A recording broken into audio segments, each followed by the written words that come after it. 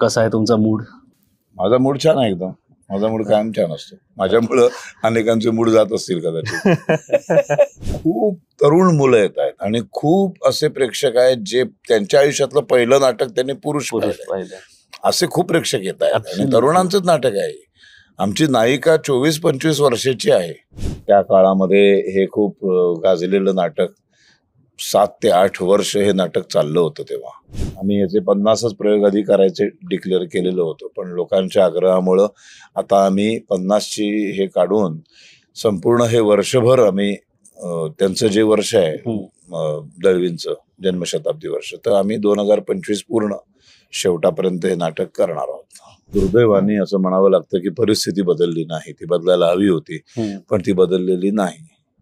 त्याच्यामुळं आम्ही त्याच्यात काही बदल केलेला नाही. जुन्या नाटकातले कुठलेही संदर्भ आम्ही बदललेले नाहीत, काहीच बदललेलं नाही.